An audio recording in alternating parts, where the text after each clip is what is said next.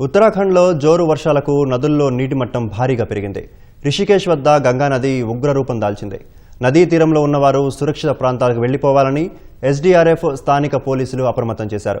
వర్షాలు కొనసాగుతున్న నేపథ్యంలో గంగా నదిలో నీటి మట్టం మరింత పెరుగుతుందని హెచ్చరిస్తున్నారు. ముందు జాగ్రత్తగా విపత్తు నిర్వహణ దళాలను మోహరించారు.